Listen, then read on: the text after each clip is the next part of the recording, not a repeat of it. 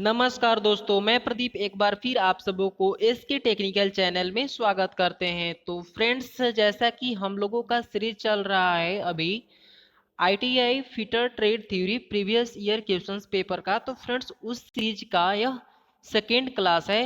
अगर अभी तक आप लोगों ने फर्स्ट क्लास नहीं देखा है तो फ्रेंड्स इस वीडियो के डिस्क्रिप्शन में उनका लिंक दिया हुआ है, आप वहां से जाकर उस वीडियो को भी देख सकते हैं। तो चलिए फ्रेंड्स, समय को बिना गवाए हुए इस वीडियो को स्टार्ट करते हैं। और इससे पहले हम आप लोगों से यही रिक्वेस्ट करते हैं कि फ्रेंड्स आप लोग इस वीडियो के अंत तक जरूर बने रहें ताकि आपका सारा डाउट क्लियर हो। और अगर फ्रेंड्स आप लोगों को यह वीडियो पसंद आए तो please like share and subscribe जरूर करें और बेल नोटिफिकेशन को भी ऑन कर लें ताकि पल पल की अपडेट आप तक पहुंच सके। तो चलिए फ्रेंड्स, समय को बिना गवाए हुए इस वीडियो को स्टार्ट करते हैं। हमने फर्स्ट वीडियो में 15 नंबर क्वेश्चन तक यहाँ पे डिस्कशन कर चुके थे।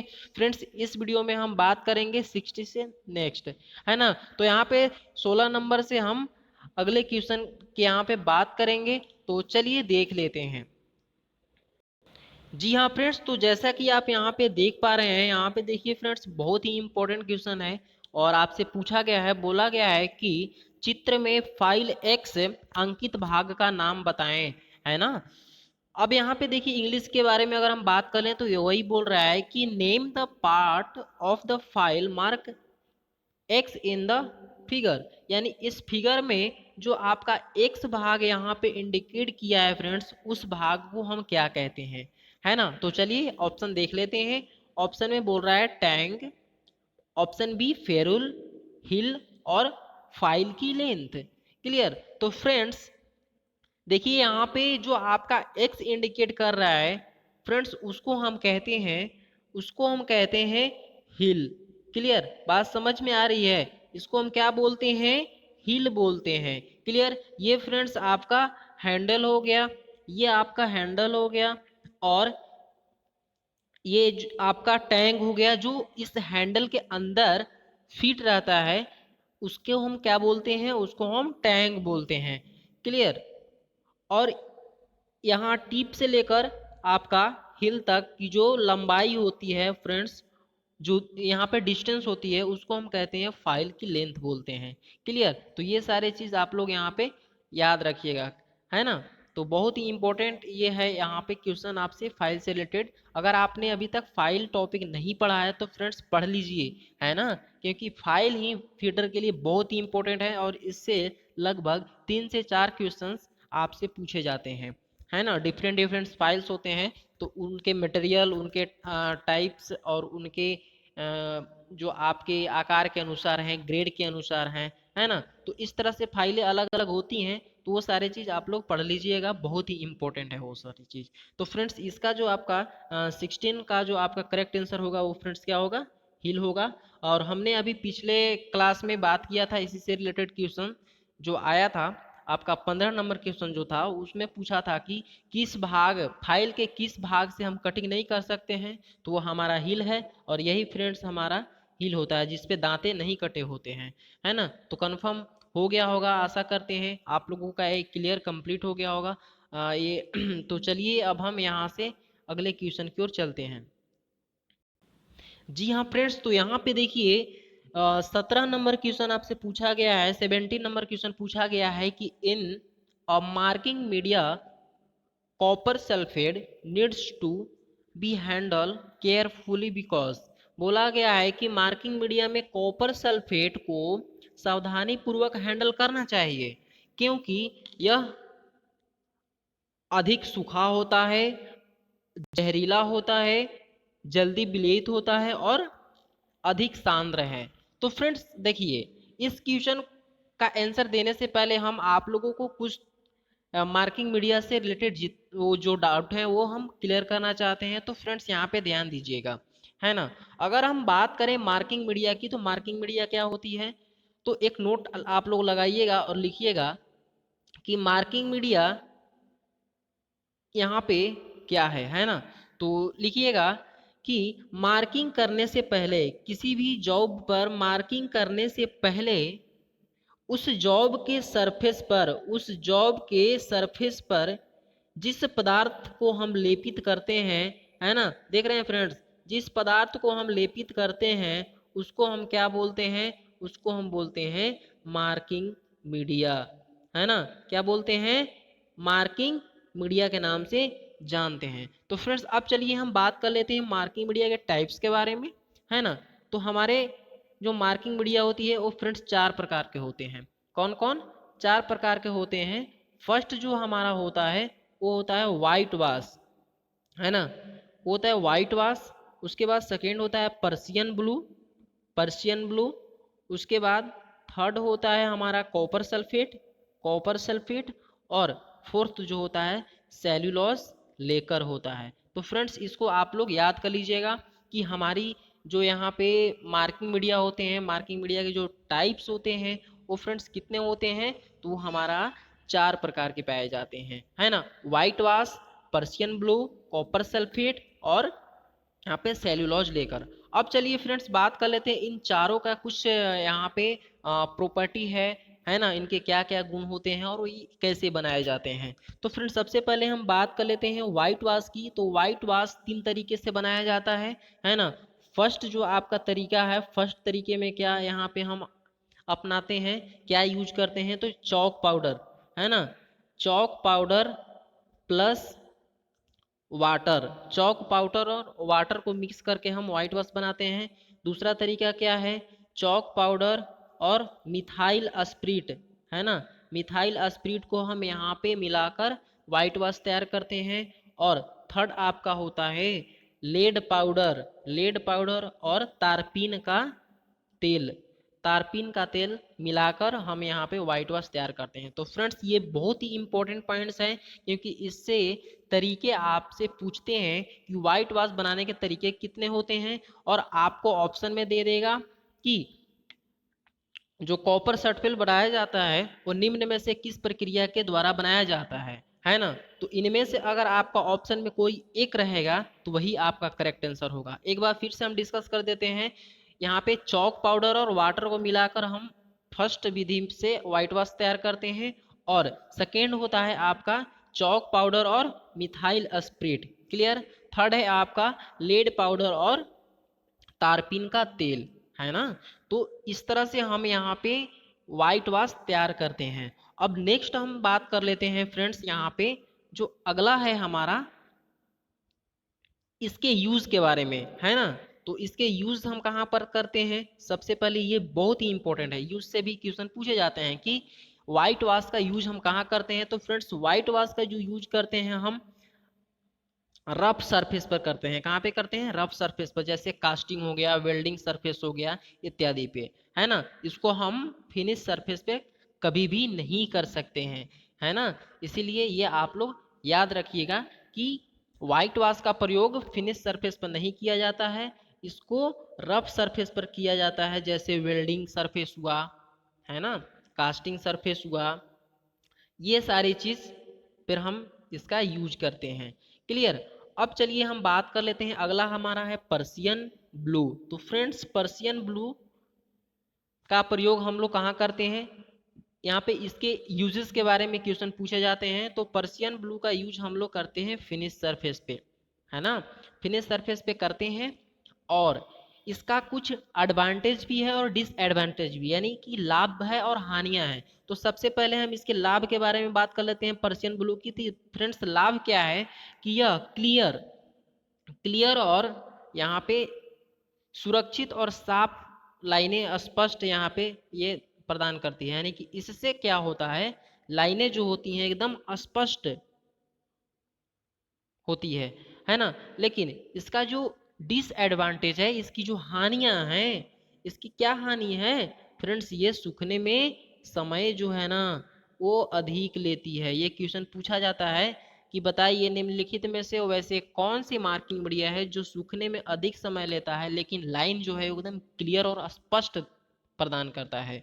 तो आपका करेक्ट आंसर पर्शियन ब्लू हो जाएगा। अब चलिए हम फ्रेंड्स बात कर लेते हैं कॉपर सल्फेट की। तो कॉपर सल्फेट क्या हो करता है, तो कॉपर सल्फेट की अगर प्रॉपर्टी के बारे में हम बात करें तो फ्रेंड्स कॉपर सल्फेट क्या होता है, जहरीला होता है ना, जहरीला होता है। इसीलिए इसका प्रयोग बहुत ही सावधानी पूर्वक करना चाहिए।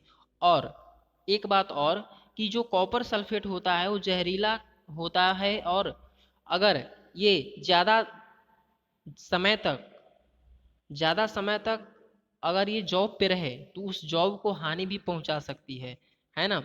और जो हम मार्किंग टूल यूज करते हैं, है ना, जैसे जेनी कैलिपर हुआ या यहाँ पे डिवाइडर हुआ, तो जितने भी हम मार्किंग टूल्स का यूज करते हैं, उनके अगर पॉइंट पे ये लग जाते हैं तो उसकी एक्यूरेसी भी जा सकती है। इसीलिए बहुत ही सावधानी से और बहुत ही जल्दी से मार्किंग उस पर करनी चाहिए।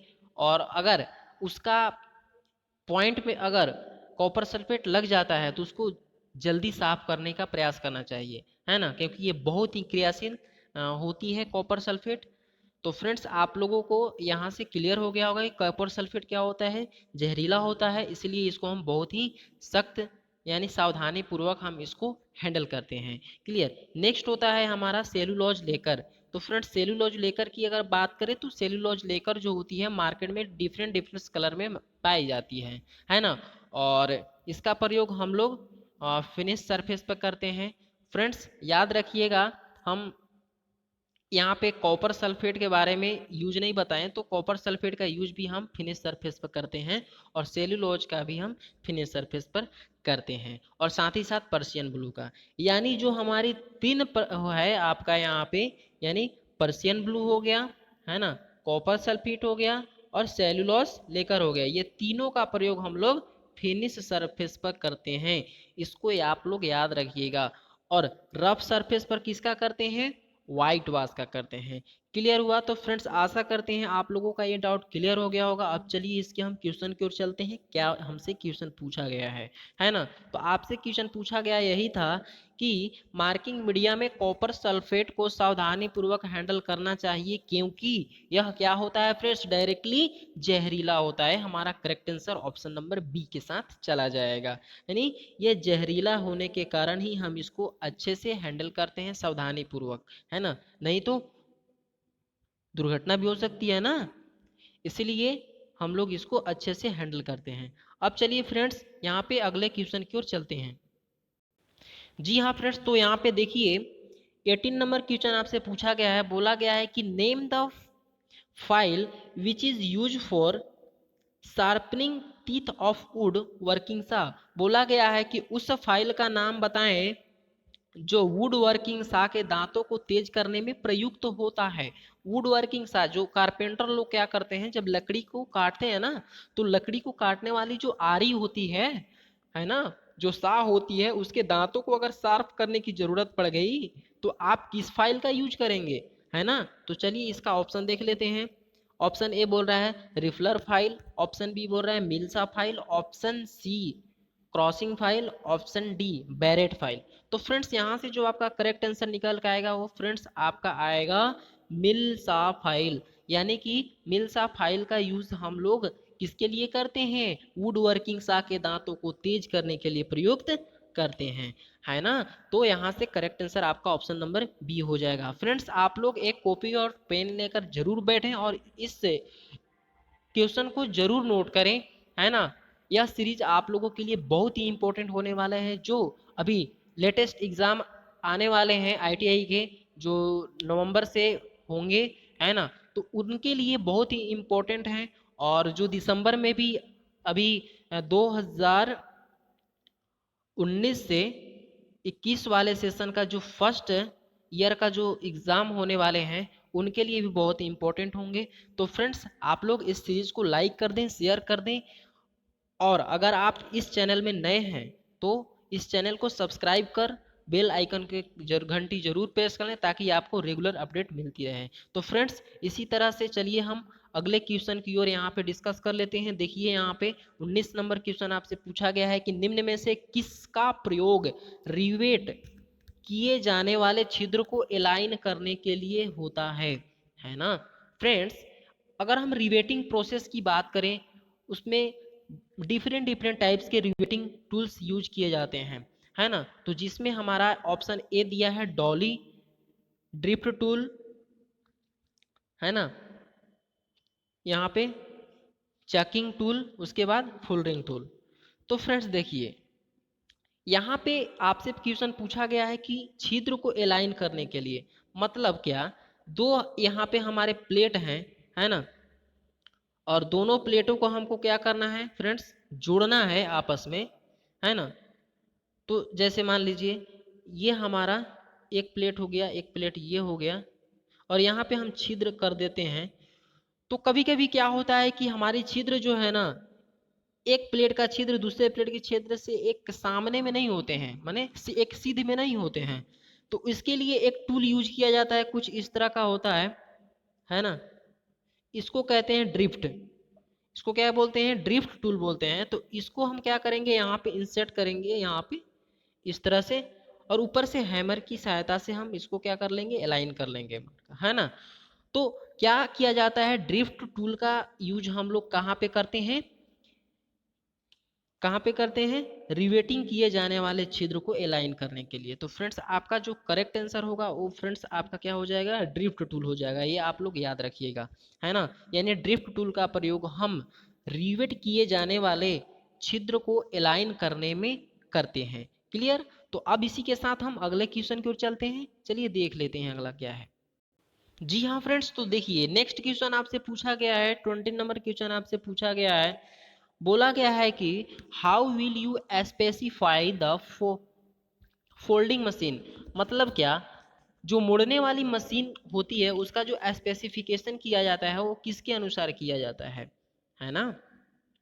तो देखिए इसकी जो स्पेसिफिक यहाँ पे जो इसका स्पेसिफिकेशन किया जाता है उसके बारे में आपसे क्वेश्चन पूछा गया है। तो चलिए देख लेते हैं, है ना। इसका ऑप्शन दिया हुआ है friends, maximum length and thickness of sheet, maximum length of machine, maximum thickness of the sheet, और maximum width of the machine. तो फ्रेंड्स देखिए बहुत ही ये इम्पोर्टेंट क्वेश्चंस है, और आप लोग इसको नोट कर लीजिएगा, और बहुत ही इम्पोर्टेंट ये क्वेश्चन होने वाला है। तो चलिए देख लेते हैं फ्रेंड्स।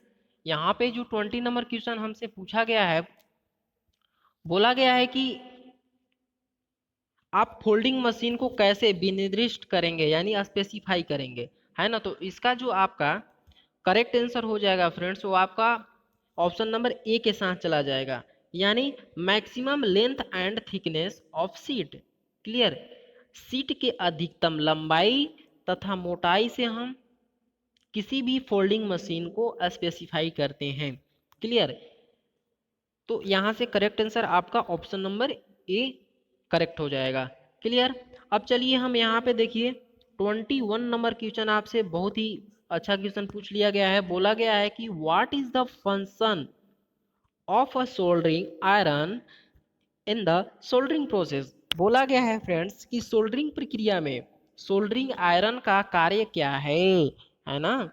ये बहुत ही इंपॉर्टेंट क्वेश्चन है सोल्डरिंग से रिलेटेड। बोला गया है कि सोल्डरिंग प्रक्रिया में सोल्डरिंग आयरन का कार्य क्या है। तो चलिए ऑप्शन देख लेते हैं। ऑप्शन बोल रहा है धातु को पिघलाना, सोल्डर को पिघलाना, सोल्डर को ठंडा करना, और धातु को ठंडा करना। तो फ्रेंड्स यहाँ से जो आपका करेक्ट आंसर निकल के आएगा वो फ्रेंड्स आपका हो जाएगा ऑप्शन नंबर बी, यानी सोल्डर को पिघलाने का काम हमारा क्या करता है, सोल्डरिंग आयरन करता है ना। तो आपका करेक्ट आंसर जो है ऑप्शन बी के साथ चला जाएगा, यानी सोल्डर को पिघलाना हमारा सोल्डरिंग आयरन का काम होता है ना। तो अब चलिए यहाँ से हम देखिए नेक्स्ट क्वेश्चन की ओर बढ़ते हैं। तो यहाँ पे 22 नंबर का क्वेश्चन जो है आपसे बहुत ही इंपॉर्टेंट क्वेश्चन यहाँ पे देखिए पूछ लिया गया है।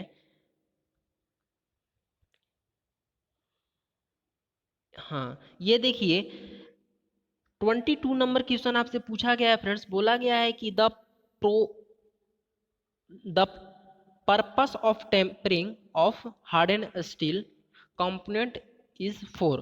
देखिए फ्रेंड्स पूछा गया है कि हार्डन स्टील संगठन की टेम्परिंग का उद्देश्य क्या है ना। बहुत ही इंपॉर्टेंट क्वेश्चन है ये, आपका हीट ट्रीटमेंट से रिलेटेड क्वेश्चन पूछ लिया गया है ना। बोला गया है कि हार्डन स्टील संगठन की टेम्परिंग का उद्देश्य क्या है ना। मतलब कोई भी स्टील होता है तो जो हार्ड स्टील होता है, हार्ड स्टील में टेम्परिंग का उद्देश्य क्या होता है, हम उसको टेम्परिंग क्यों करते हैं? तो फ्रेंड्स देखिए, जो हीट ट्रीटमेंट होती है ना, हीट ट्रीटमेंट की कुछ यहाँ पे अलग अलग प्रक्रियाएं होती हैं हीट ट्रीटमेंट करने की, यानी ऊष्मा उपचार करने की। फर्स्ट होता है हमारा हार्डनिंग, है ना, हार्डनिंग। उसके बाद होता है हमारा टेम्परिंग। क्लियर? तो देखिए फ्रेंड्स, हार्ड कर जब जैसे हम हार्ड करते हैं किसी भी स्टील को, तो हार्डनेस के साथ साथ उसमें क्या होता है, ब्रिटलनेस भी इंक्रीज हो जाता है। क्या हो जाता है? ब्रिटलनेस गुण यानी भंगुरता की प्रवृत्ति उसमें आ जाती है।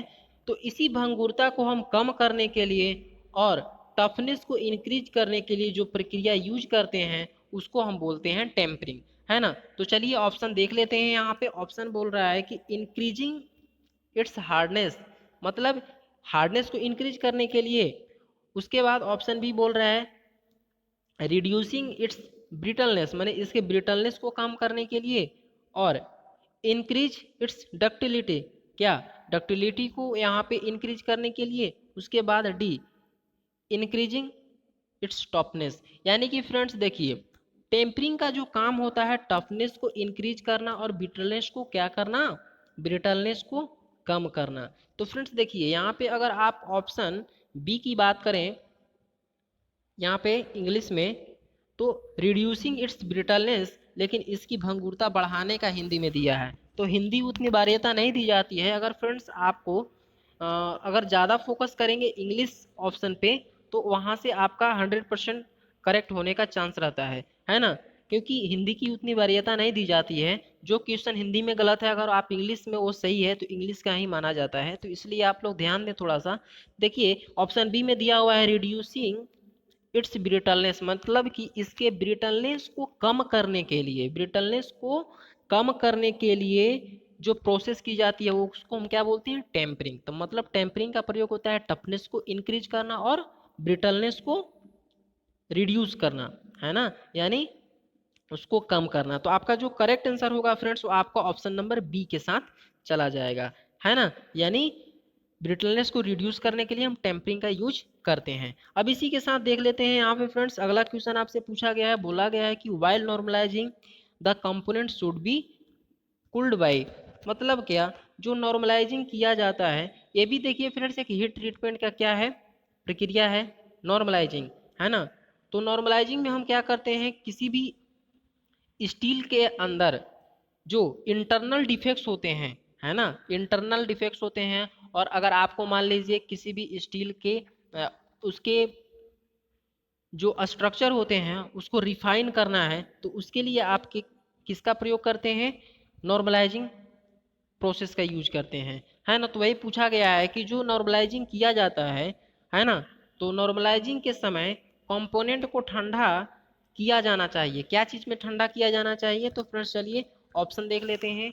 ऑप्शन ए बोला है पानी में डुबाकर, ऑप्शन बी बोला है संपीड़ित वायु से, ऑप्शन सी क्विंचिंग ऑयल से, ऑप्शन डी एयर रूम तापमान पर, है ना। देखिए फ्रेंड्स, इसका जो करेक्ट आंसर हो जाएगा फ्रेंड्स, वो आपका करेक्ट आंसर यहाँ पे ऑप्शन नंबर डी के साथ चला जाएगा। यानी जब भी हम नॉर्मलाइजिंग करते हैं तो नॉर्मलाइजिंग के प्रक्रिया के अनुसार हम यहाँ पे जो उसको ठंडा करते हैं उसको हम एयर रूम टेम्परेचर पे ठंडा करते हैं। क्लियर? बात समझ में आई? हाँ, तो ये आपका करेक्ट आंसर हो जाएगा ऑप्शन नंबर डी। अब चलिए फ्रेंड्स अगला क्वेश्चन देख लेते हैं।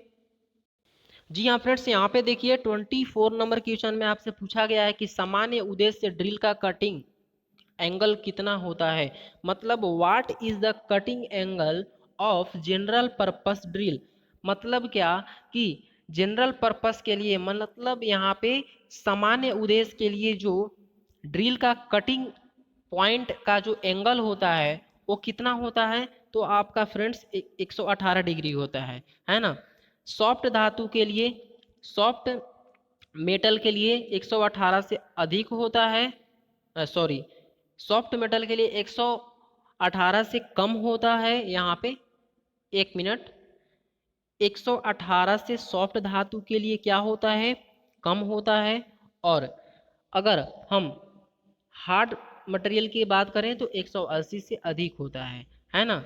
तो सॉफ्ट मटेरियल के लिए जो पॉइंट एंगल होता है 180 से कम होता है और हार्ड मटेरियल के लिए 180 से अधिक होता है। तो ये आप लोग याद रखिएगा और आपका जो 24 का करेक्ट आंसर वो आपका 118 हो जाएगा, है ना।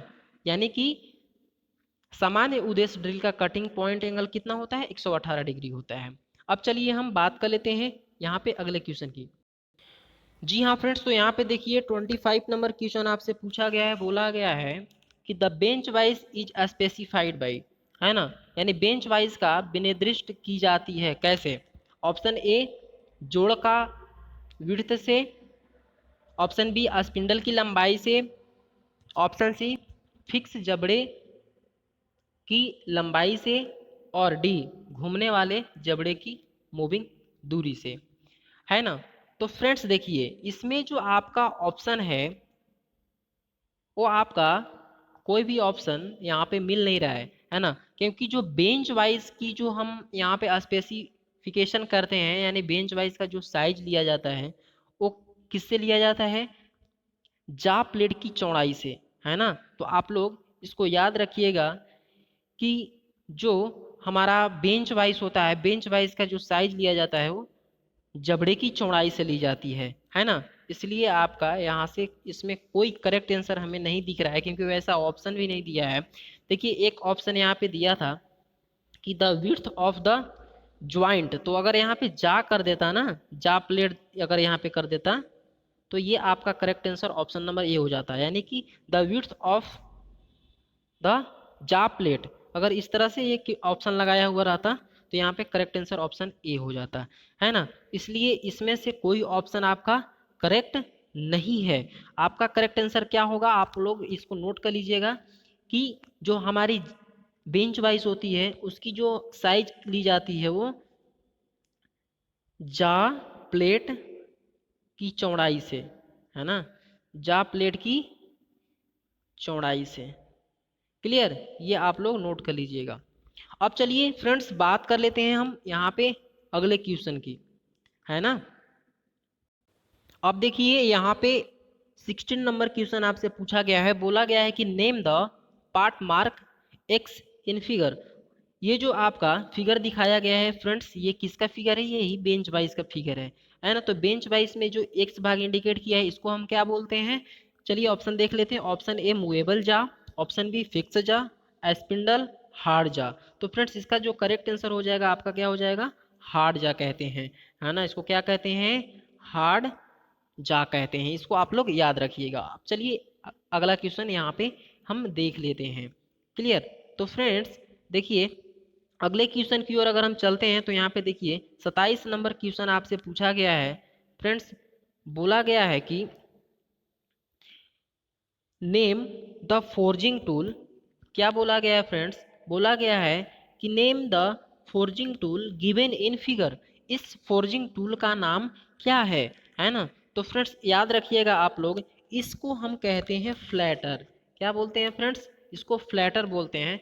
फ्लैटर हम इसलिए इसको बोलते हैं कि किसी भी हॉट जॉब को अगर समतल में बनाना है ना, फ्लैट बनाना है, तो हम वहाँ पे इसका यूज करते हैं और इस पे इसका जो हेड है उस पर हम हैमर से प्रहार करते हैं और ये हमारा क्या करता है, किसी भी मेटल को एक फ्लैट रूप प्रदान करता है ना। इसीलिए हम इसको क्या बोलते हैं, फ्लैटर के नाम से जानते हैं। आप लोग याद रखिएगा, अगर इस तरह से कोई फिगर आपको दे क्वेश्चन में तो इसको हम बोलते हैं क्या, फ्लैटर बोलते हैं। क्लियर, अब चलिए इसी के साथ हम अगले क्वेश्चन की ओर यहाँ पे चलते हैं और यहाँ पे देख लेते हैं फ्रेंड्स। जो अगला क्वेश्चन आपसे पूछा गया है 28 नंबर क्वेश्चन है ना। आपसे 28 नंबर जो क्वेश्चन आपसे पूछा गया है फ्रेंड्स, देखिए बहुत ही इंपॉर्टेंट यहाँ पे क्वेश्चन है। बोला गया है कि what will be the effect of drill point is not in centre. बोला गया है कि यदि ड्रिल पॉइंट सेंटर में ना हो, ड्रिल का जो पॉइंट है वो सेंटर में ना हो तो इसका क्या प्रभाव पड़ेगा। तो चलिए फ्रेंड्स देख लेते हैं ऑप्शन। ऑप्शन ए बोल रहा है ओवर साइज होल बनेगा, है ना, ओवर हीटेड ड्रिल होगा, रफ होल होगा, या ब्रोकन ड्रिल होगा, यानी ड्रिल जो है क्या हो जाएगा, टूट जाएगा। तो जैसे ही आप मान लीजिए ड्रिलिंग मशीन पे ड्रिलिंग कर रहे हैं, तो उस प्रक्रिया के अनुसार जो आपका ड्रिल है वो सेंटर से भटक जाता है, यानी सेंटर से अलग घूमने लगता है। तो उस कंडीशन में आपका जो होल का साइज है ना, वो ओवर साइज होल बनेगा, यानी ड्रिल के साइज से बड़ा बनेगा। इसका कहने का मतलब यह है। तो आपका correct answer option number A के साथ चला जाएगा। यदि ड्रिल पॉइंट सेंटर में न हो तो इसका क्या प्रभाव पड़ेगा? ओवर साइज होल बनेगा, यानी ड्रिल के डायमीटर से आपका होल का साइज जो है वो क्या हो जाएगा? अधिक हो जाएगा। इसका करेक्ट आंसर यहाँ पे ये हो गया। ठीक है, अब यहाँ पे देखिए अगला क्वेश्चन यहाँ पे पूछा गया है आपसे 29 नंबर क्वेश्चन की vernier bevel protractor is use to measure an accuracy of, यानी कि बर्नियर बेवल प्रोटेक्टर का प्रयोग, बर्नियर बेवल प्रोटेक्टर का प्रयोग है ना, उपयोग की शुद्धता तक मापन में होता है। मतलब जो बर्नियर बेवल प्रोटेक्टर से जो हम माप लेते हैं वो कितनी डिग्री के एक्यूरेसी में हम यहाँ पे माप लेते हैं, या उसकी जो एक्यूरेसी होती है वो कितनी होती है। तो फ्रेंड्स याद रखिएगा,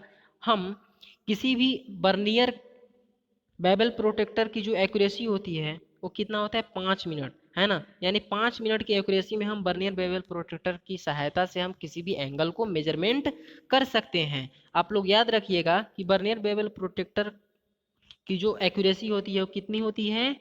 5 मिनट होती है। क्लियर? तो फ्रेंड्स चलिए अगले क्वेश्चन की ओर चलते हैं। जी हाँ फ्रेंड्स, यहाँ पे देखिए 30 नंबर क्वेश्चन आपसे पूछा गया है। फ्रेंड्स बोला गया है कि a vernier dial caliper accuracy 0.05 mm, beam scale reading 25 mm, and the reading so by the hand of the dial 24, calculate the reading। बोला गया है कि बर्नियर डायल कैलिपर की आपको रीडिंग पूछ रहा है। तो बर्नियर डायल कैलिपर की जो परिशुद्धता है कितनी है? 0.05, और उसकी जो बीम रीडिंग है, बीम रीडिंग आपका 25 mm है। ठीक है, और उसकी जो डायल के हैंड द्वारा दर्शाया गया जो रीडिंग है वो कितना है? 24 है ना। तो फ्रेंड्स चलिए इसको रीडिंग कैसे निकालते हैं उसके बारे में हम डिस्कस कर लेते हैं। तो सबसे पहले आपको क्या करना है कि जो बीम स्केल रीडिंग है ना, बीम स्केल रीडिंग को सबसे पहले यहाँ पे लिख लेना है। ये कितना है? 2500। क्लियर? अब उसके बाद हम देखेंगे कि इसकी एक्यूरेसी कितनी है और इसकी डायल के हैंड द्वारा दर्शाई गई रीडिंग कितनी है ना। तो देखिए 24 इंटू 0.05 में अगर हम मल्टीप्लाई करेंगे, यानी इसकी एक्यूरेसी और हैंड द्वारा दर्शाए गए रीडिंग को अगर हम मल्टीप्लाई करते हैं तो इसका जो आपका यहाँ पे निकल के आएगा 1.200, है ना। अब इसी को हम इसमें क्या कर देते हैं? इसी में हम इसको क्या कर देते हैं? ऐड कर देते हैं, यानी 1.20। क्लियर? अब इसका करेक्ट आंसर आपका क्या आ जाएगा? 62, यानी कि 26.2। इसका 26.2 जो है आपका करेक्ट आंसर हो जाएगा। क्लियर? तो यहाँ से जो हम देख ले रहे हैं कि यहाँ पे ऑप्शन नंबर डी जो है आपका करेक्ट आंसर हो जाएगा यहाँ पे 16.2। तो इस तरह से हम यहाँ पे डायल बर्नियर डायल कैलिपर की यहाँ पे रीडिंग निकालते हैं। तो फ्रेंड्स आज के लिए इस वीडियो में इतना ही।